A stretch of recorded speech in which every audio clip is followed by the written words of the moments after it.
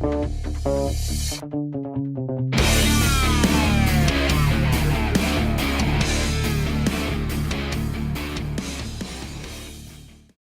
everyone, and welcome to episode number 2 of Top Girl Talk, hosted by yours truly, the Draw, Jacky Rodriguez, and I'm joined by my lovely co-host, Miss Jamie Strange. Jamie, how you doing tonight? I'm well. How are you, Jacky? I am hanging in there. Honestly, it's been a bit of a week, but it's Friday, it's Rampage Day, so we're hyped about that. And we're gonna forget all that happened before, except the good stuff, because good things have been popping off for the elite POV team. Damn. Yes, they have. And other good things are happening in works. Yeah, well, stay tuned. As always, I always say, good things on the horizon. You're going to want to pay attention. On that note, we are a part of the Elite POV team, obviously, and you can find Top Girl Talk on the Elite POV Patreon page. But we're going to be doing something a little bit differently henceforth. So if you are an Elite POV Patreon, you will get advanced access to every episode of Top Girl Talk before the masses get the show. But we will be releasing it, let's say a week or two afterwards on YouTube for everyone to get a chance to view the show, because we want to do big things here. Yes, we do. So today's episode, we're going to be talking about a very interesting topic, a very controversial topic, as I found when I put the question out to Twitter. But we're going to be talking about gatekeeping in the wrestling community. So, Jamie, I'm going to throw this to you. Can you please define for our audience what Urban Dictionary says gatekeeping is? So, Urban Dictionary defines gatekeeping as a word used to describe someone, set standards or a limit on what someone must do to call themselves a true wrestling fan or someone. Yeah, so gatekeeping on a broader scale in the wrestling community can look anything like, well, you're not a real Adam Cole fan because you didn't watch his matches in New Japan or in Ring of Honor, or you don't know like an entire match history of a particular wrestler. So that can apply to literally anybody. But of course, we are a women-led show, so we're going to be talking about gatekeeping in terms of being a female wrestling fan and how that pertains to us. So I want to start with a little bit of a disclaimer. This episode is by no means meant to lump all men into one category, because not at all. No, we're not doing that. No. Because, Jamie and I are part of a great team, and we were the only ladies on this team, but we are surrounded by some fine gentlemen who have supported us and uplifted us and, Exactly. really given us a space to grow. And so no complaints there. I don't know about you, but me personally, I have met a lot of fine gentlemen in the wrestling community that have been very welcoming and very supportive. Exactly. But, this is not aimed to target one specific group of people. It's more to talk about the issue and see if there's ways that we can make the wrestling community a more inclusive space for everyone. But in this particular case, for us women. So, Jamie, hot question. Have you ever felt like your credibility as a wrestling fan has been diminished simply because you are a woman? Of course. It's the number one I think that all of us get, is because, oh, you like Jungle Boy because you think he's sexy. No, I fell in love with him for his wrestling and his gimmick, and just everything about him just drew me in. I mean, he's good looking as well, so it helped, but Listen, nothing wrong with finding a wrestler or wrestlers attractive, whether you are attracted to men or you're attracted to women or everything in between. There's nothing wrong with that. I think what happens a lot of times is we find ourselves in scenarios where our entire fandom is reduced to that one aspect. Yep. Or as women, we're expected to know everything from the encyclopedia of any given wrestler in order to be deemed credible, whereas our male counterparts a lot of the time aren't quizzed every time they're saying we're a wrestling fan. It's like, oh, you're a wrestling fan. Well, who did Bret Hart wrestle in 1997? And you're just like, It's excuse me? like, do you ask everybody that question, or are you just like reserving that for me? But yeah, that has been a common thread, in the experience of being a female wrestling fan. It's just like every single time you're like, oh, by the way, I watch wrestling. And it's just like, here, let me go down the laundry list or checklist of all the little boxes you have to mark off in order for me to feel that you're valid as a wrestling fan. Yep. So we know that this is Accurate something. thing ever. Yeah, it is. Unfortunately, it's entirely too accurate. This happens across social media. This happens when you're in conventions, when you're in live events. It's like literally everywhere you go, you can face instances of feeling like, somebody's gatekeeping on the entire fandom simply because you're a girl. Yep. Yeah. So have you ever, I think we can agree that we've both dealt with this in online situations on social media. But have you ever dealt with an uncomfortable situation while attending a live show?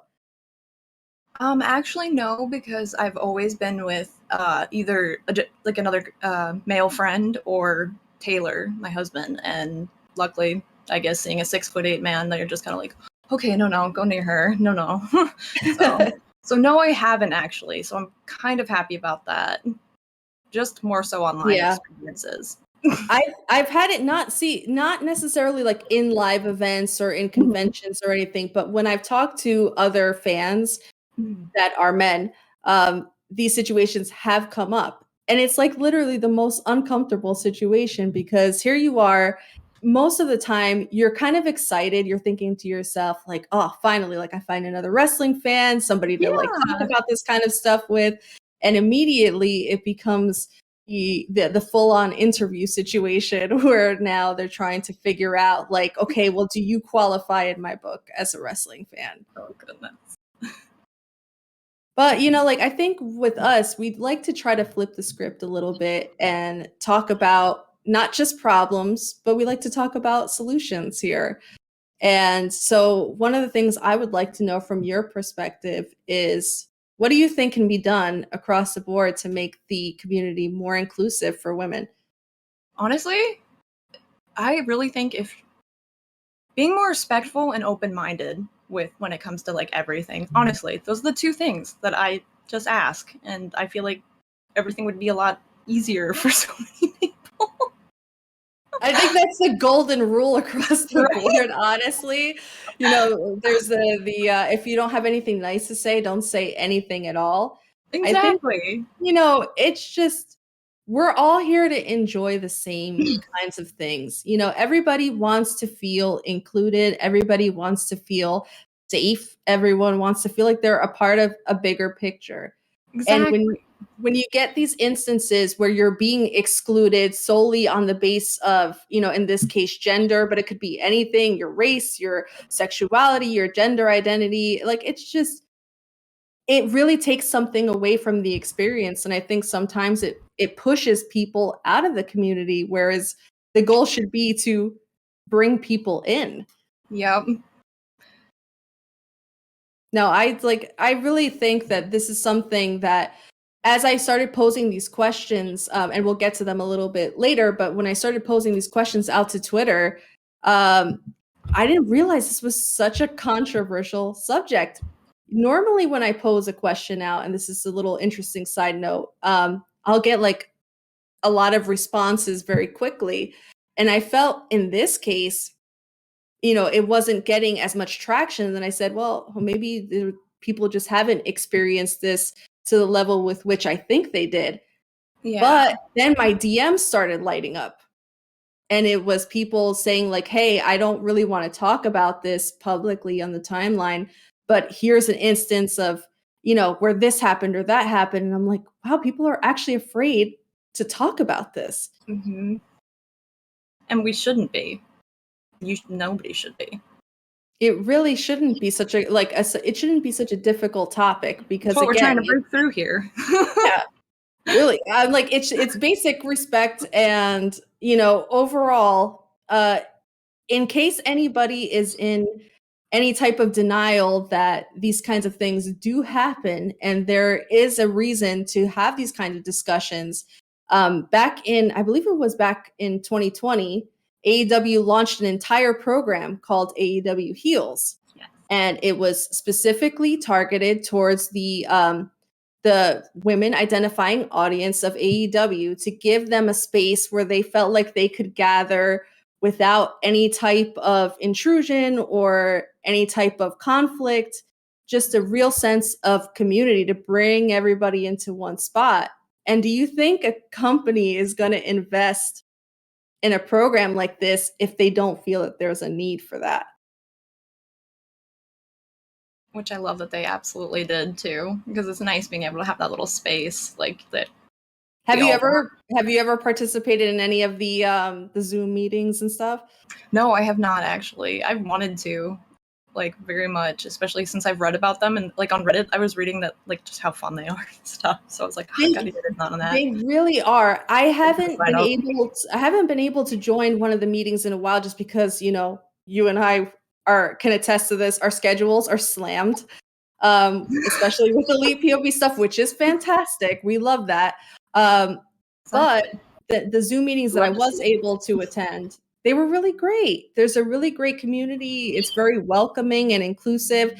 They do fun, you know, events. Like, they have the actual wrestlers of AEW in the chat. And sometimes they've done things like challenge shows, costume contests. And of course, that was started during COVID. So, you know, a lot of things were virtual, but as crowds started opening up at the venues again, they started doing these actual gatherings in person around pay-per-view events. And haven't been able to go to any of those, but from friends that I have that are involved in it, it's just really great to see the sense of community that's been brought about. So I would highly recommend. Yeah, I saw a few weeks back they did a Heels meet and greet with like Sky Blue and like Ruby Soho, and I think it was Brandy and a couple others, and I was like, I want to go to this.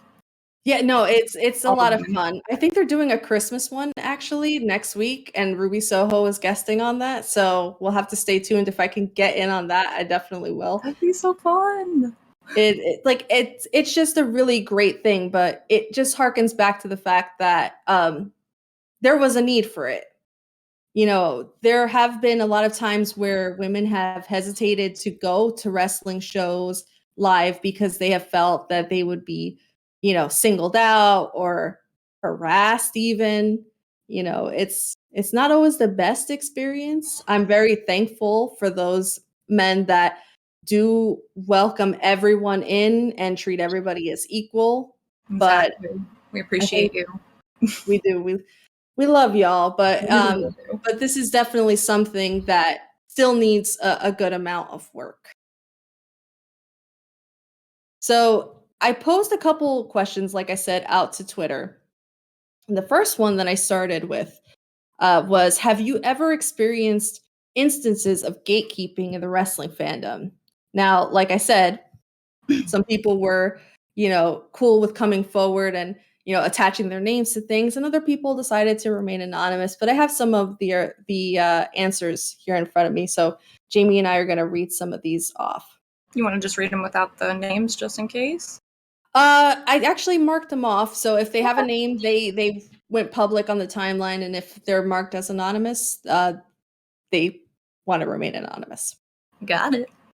So starting out with Mary Kayfabe, and she says, all the time, I've been told how wrong I am, that my interest is only in looks, etc. I've been on both sides of the barricade, so I've heard way too much from those who feel my opinions don't matter. Now, having some familiarity with Mary Kayfabe here, yes, she has worked in the industry as well. And so for anybody to question her credibility and her knowledge, it's kind of ironic, because here's somebody that probably knows more than people who are in the crowd consistently at shows. But, you know, it goes to show people have no bounds. That is true. So, Awkward Mama Ash said, Yes, there was a time when I was out with my husband and he ran into a friend who liked wrestling. And when they started talking, I commented too, and I was very excited to have another person to talk wrestling with. And he physically turned away from me and would only respond to my husband. Oh my gosh, this is the perfect one for me because you know what? I have had this also happen to me too. Oh man. And then my favorite was when he did try and acknowledge me. I mean, he mansplained everything to me, just talked down to me like I didn't know anything. And it was my personal favorite. And it's like, come on. Like, we know, like, I probably know more than you. Like, just makes me think of that one meme. I know more than you. Astrid Pizarro says, I recently tweeted about women's wrestling only to have someone retweet it and make it about WWE. When I did not include any promotion, we should be able to discuss anything we want improvement on. It doesn't matter what company we're talking about. I discuss wrestling because I love watching it. It's an escape and distraction for me. I want more for women, for them to have as many opportunities as men do. Amen. Amen. Amen to that. But that goes back to the, and I feel like it's a borderline, like it's a messed up term to say like mansplaining, but it's a very commonly used term when somebody feels the need to tell you a million things you already know. So, yep, I feel her frustration there. So the next one is anonymous. I feel like I've had some weird comments from men. Surprisingly, it's other women who could be super mean with the ring rat stuff. Let other fans without all the name calling and drama. Like, let other women be fans without all the name calling and drama. And I think that's insane because, like, I feel like we're supposed to be uplifting and wanting to, like, just. This is what we're doing here. We're just trying to get other women in with us, like, to make this a more comfortable space for everybody. Like, why would we want to tear other women down who enjoy the same thing we enjoy? Absolutely. So I want to make a quick side note to this. Because the ring rat stuff and the showing up, to wrestling shows just to sleep with the wrestlers, etc. This goes across the board to men and women. I just want to put a little PSA out there. This is my moment to speak to the people and say, please stop policing what women wear to wrestling shows, because I feel like it's a double-edged sword where you can't win. Okay, if you dress like in the same attire that men dress in, which is usually a wrestling t-shirt, jeans, or like whatever, they think you're underdressed. And if you go there and you're dressed up with heels and tighter clothing, now you're only doing it to get attention. So it's like you literally can't win on either side. And to this anonymous commenter's point, this is something that happens amongst men and women, where you get criticized from either side. So PSA moment, let people wear what they want. If somebody wants to get dressed up to go to a wrestling event, it's just because they want to get dressed up to go to a wrestling event. Doesn't need to be anything more than that. We don't have to reduce anything to name calling or assuming a person's intentions. Yeah. Let people live, damn it. We're here to have fun, make friends, meet other wrestling people in the community. Like, that's what we're here. That's what wrestling is for. It's to bring us all together. So we have another anonymous comment here. And I remember reading this one, and this one kind of like pissed me off a little bit. So it says, I went to an event with my brother. Some guy commented on my shirt of choice and said that I only liked Bullet Club because the guys are hot. I chose to try and defend myself with some factual information on one of the Bullet Club members, and he had the nerve to call me a ring rat because apparently there's no way I could know that info without having slept with him. How do you say that to a complete stranger? I want to know how you have the gall to be that presumptuous. Like, I don't even know how I would have reacted, because a part of me says like I would have like turned around and like slapped somebody, but another part of me thinks that I would probably be so shocked that I would be like in stunned silence.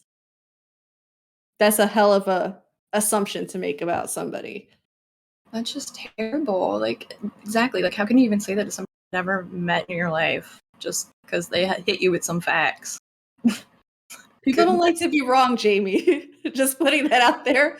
People really do not like to be proven wrong on any level. So that sounds like somebody that was backed into a corner, but at the same time, it's just like, it's the level of disrespect for me that it's just like when I literally read the DM and I was like, I can't. I don't even know how you say that to somebody. But That's horrible. Like, honestly. and I'm so like, it kind of made me grateful in a way that I'm like, thank God I've never had any of these like instances directly at me. But at the same time, it frustrated the hell out of me because it's unfortunate that anybody has to encounter that kind of thing. But we're going to switch this up a little bit because once I started seeing some of these responses, I wanted to bring a little positivity back into the mold and say, what are some ways that you have felt the fandom has been made more inclusive for you? So I'm going to start with Cholula con Amor, which is one of my favorite screen names because Said I that do so love some perfectly. Cholula.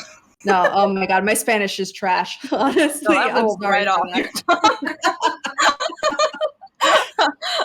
So the block and mute buttons make it very easy to be a wrestling fan these days. But seriously, I highlight AEW Heels for being a group that has created space for non-male wrestling fans to exist and support each other. I'm a lifelong fan and have never seen anything like it before.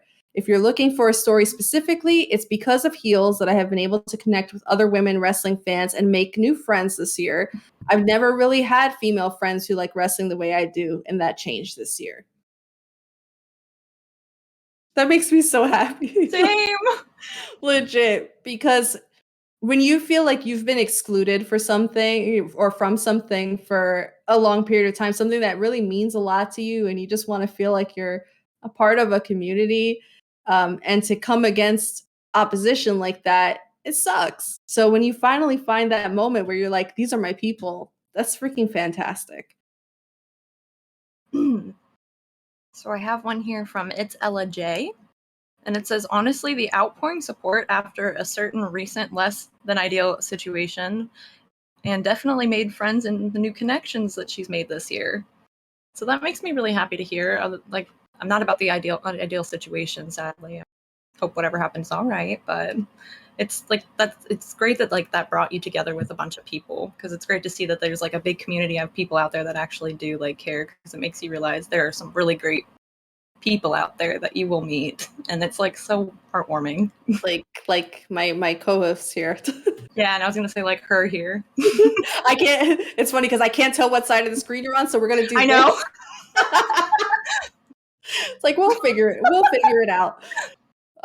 So again, Ashford Pizarro reached out and said, being the first lady in Love Wrestling CA, the team has been so welcoming and always including me on the shows too. They've made me less nervous and scared to be a part of the community. Well. This is a good one, because I am currently the only female chair on Elite POV.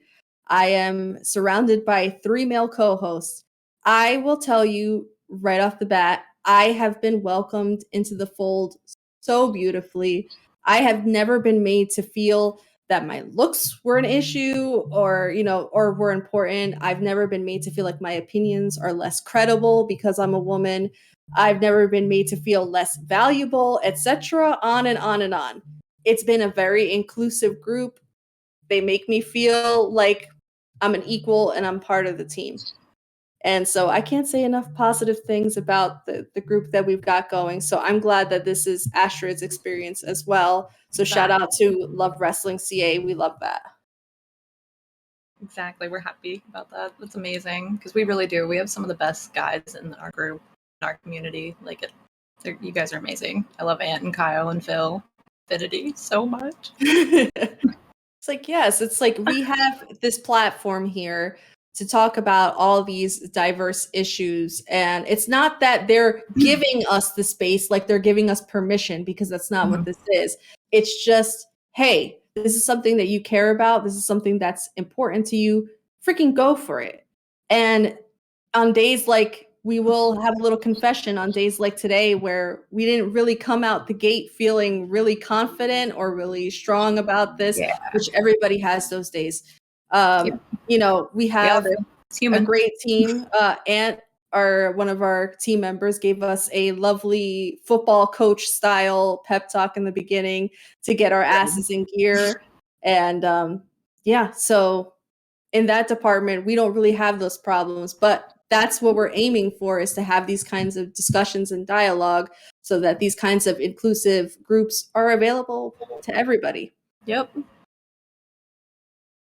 So that about wraps up our discussion here for the day. But Jamie, why don't you let our viewers know where they can find you on social media? So you guys can find me on Twitch at Miss Jamie Strange. You can find me on Twitter at Miss Jamie Strange. You can find me on Instagram at Miss Jamie Strange and TikTok on Miss Jamie Strange if you're interested there too. And you can find me on Twitter at LoveYouMake24, and you can find me on Instagram at JacksTheDrawPOV. You can follow our wonderful podcast, Elite POV, on Twitter, on Instagram, on Twitch. You can find us at Elite POV Clips. You are now watching this show in advance if you're a Patreon member at patreon.com/ElitePOV. You can find us on YouTube. I'm telling you, we're freaking blowing up. We're going to be all over the place. We're changing the world, guys. We are. And if you can see, I am rocking our lovely Top Girl merch from ElitePOVmerch.com. We've got t-shirts, hoodies, just with a bunch of different artwork, not just from Top Girl Talk, but from across the board from Elite POV, all designed by our lovely, I call him Pops because he's like the dad friend of our group. But Infinity, pay the man. We love you. Great graphic design. So head to Elite POV merch to pick up all your holiday merch. They make great gifts. So cop that stuff. But that about wraps it up for us tonight. So until next time, Top Girls out.